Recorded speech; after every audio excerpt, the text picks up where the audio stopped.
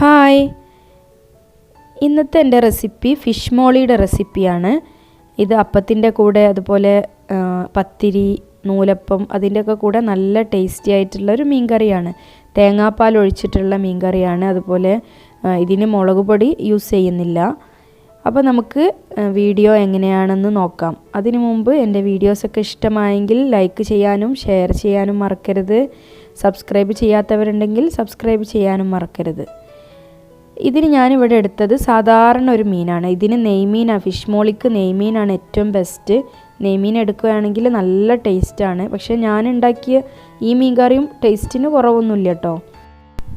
ഇത് ഞാനിവിടെ മഞ്ഞൾപ്പൊടി, ഉപ്പ്, ഇഞ്ചി, വെളുത്തുള്ളി, അതുപോലെ കുരുമുളക് പൊടി, പെരിഞ്ജീരകത്തിൻ്റെ പൊടി അതെല്ലാം ഇട്ടിട്ട് ഒന്ന് അരമണിക്കൂർ മാരിനേറ്റ് ചെയ്ത ഫിഷാണിത്. ഇത് നമുക്ക് ഇനിയൊന്ന് ഷാലോ ഫ്രൈ ചെയ്തെടുക്കണം.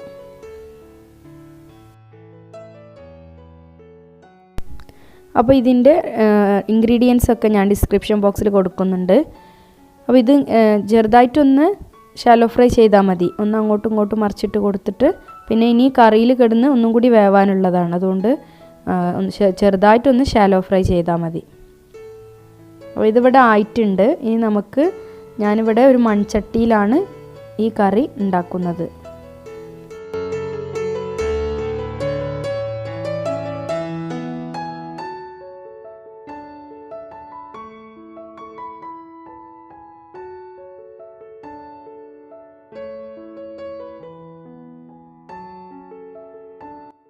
ഇനി ഇതിലേക്ക് ആവശ്യമുള്ളത് പെരിഞ്ജീരകം, അതുപോലെ ഏലക്കായ, പട്ട, ഗ്രാമ്പു. അപ്പോൾ ഇതിലേക്ക് കുറച്ച് വെളിച്ചെണ്ണ ഒഴിക്കണം. ഒരു 3 ടേബിൾ സ്പൂണോ 2 ടേബിൾ സ്പൂണോ വെളിച്ചെണ്ണ ഒഴിച്ചതിന് ശേഷം നമുക്ക് ഈ സ്പൈസസ് ഒക്കെ ഒന്നിട്ടിട്ട് കുറച്ച് നേരം വറുത്തെടുക്കാം.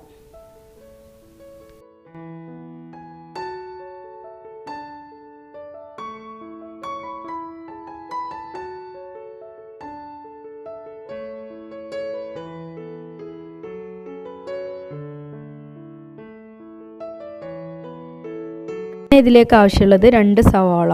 അത് കനം കുറച്ച് അരിഞ്ഞതായിരിക്കണം. 2 സവാള അത് നമുക്ക് ഇതിലേക്ക് ചേർത്ത് കൊടുക്കാം.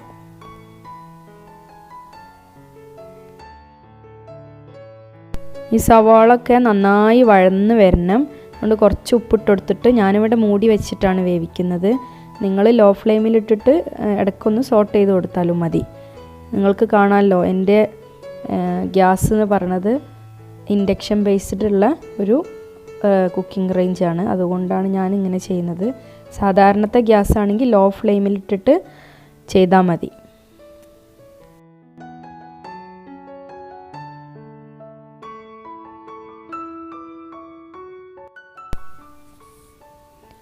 പിന്നെ ഇതിലേക്ക് ഞാൻ 1/2 teaspoon ginger garlic paste add ചെയ്തിട്ടുണ്ട്. അതുപോലെ ഒരു 5 പച്ചമുളകും കുറച്ച് കറിവേപ്പിലയും. ജിഞ്ചർ ഗാർലിക് പേസ്റ്റ് ഓൾറെഡി നമ്മൾ മീൻ മാരിനേറ്റ് ചെയ്തപ്പോൾ അതിലേക്ക് ചേർത്തിട്ടുണ്ട്. അതുകൊണ്ടാണ് ഇതിലേക്ക് കുറച്ച് ചേർത്തത്. അതുപോലെ പച്ചമുളക്, എരിവിന് പച്ചമുളകും കുരുമുളക് പൊടിയെ നമ്മൾ ഇതിലേക്ക് യൂസ് ചെയ്യുന്നുള്ളൂ. അതുകൊണ്ടാണ് ഞാൻ 5 എണ്ണം എടുത്തത്. പിന്നെ ഇതിലേക്ക് ആവശ്യമുള്ളത് 1/2 ടീസ്പൂണ് മല്ലിപ്പൊടി, അതുപോലെ 1 ടീസ്പൂണ് ഗരം മസാല, 1 ടീസ്പൂണ് കുരുമുളക് പൊടി. എന്നിട്ട് നന്നായി സോട്ട് ചെയ്യണം. ആ പൊടികളുടെ ഒക്കെ ഒന്ന് പച്ചമണം മാറുന്നത് വരെ നമ്മൾ ചെറു തീയിലിട്ടിട്ട് വേവിക്കണം.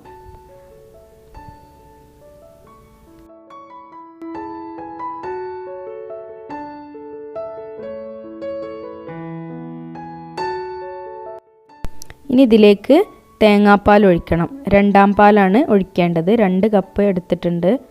കാരണം നമ്മളിതിൽ തേങ്ങാപ്പാലാണ് മെയിനായിട്ട് യൂസ് ചെയ്യുന്നത്.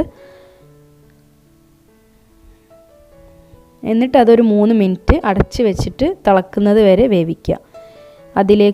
അതിന് ശേഷം നമ്മൾ മീനൊക്കെ ആഡ് ചെയ്യണം.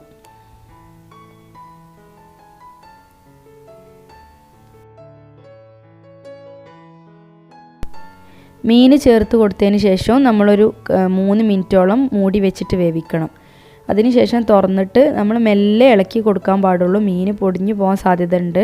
അത് ഏത് മീനായാലും ശരി, അത് കെയർഫുള്ളായിട്ട് വേണം ഇളക്കി കൊടുക്കാൻ. അപ്പോൾ അത് ഏകദേശം ആയിട്ടുണ്ട്. അപ്പോൾ നമുക്കിതിലേക്ക് തക്കാളി പച്ചയാണ് ആഡ് ചെയ്യുന്നത്. നമ്മൾ ഇതിലേക്ക് വഴറ്റാനൊന്നും തക്കാളി ഉപയോഗിക്കുന്നില്ല. അതുപോലെ കുറച്ച് കറിവേപ്പില, പിന്നെ ഒന്നാം പാൽ ആഡ് ചെയ്യണം. അതിന് ശേഷം മൂടി വെച്ചിട്ട് ഫ്ലെയിം ഓഫ് ചെയ്യുക. എന്നിട്ട് അതൊക്കെ ഒന്ന് അതിൽ, കാരണം ഒന്നാം പാൽ നമ്മൾ അതിലേക്ക് ചേർത്തതിന് ശേഷം തിളക്കാൻ പാടില്ല. അതുകൊണ്ടാണ് അത് അപ്പം തന്നെ ഫ്ലെയിം ഓഫ് ചെയ്യുന്നത്. അത് അതിൽ കിടന്ന്, കാരണം മൺചട്ടി ആകുമ്പോൾ അതിൻ്റെ ചൂടും കൂടി ഉണ്ടാവും. അപ്പോൾ കുറച്ച് നേരം അതിൽ കിടന്നിട്ട് ആയിക്കോളും.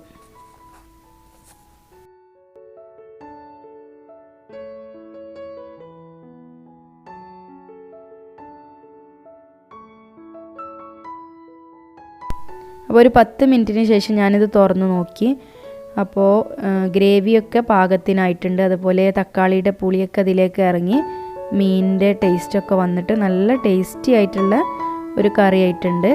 അപ്പോൾ നമുക്കിത് ചൂടോട് കൂടി സെർവ് ചെയ്യാം.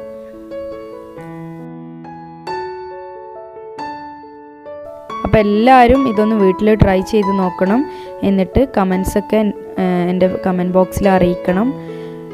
അതുപോലെ ഈ വീഡിയോ ഇഷ്ടമായാൽ ലൈക്ക് ചെയ്യാനും മറക്കരുത്. ഇനി പുതിയൊരു വീഡിയോയുമായി കാണാം. താങ്ക്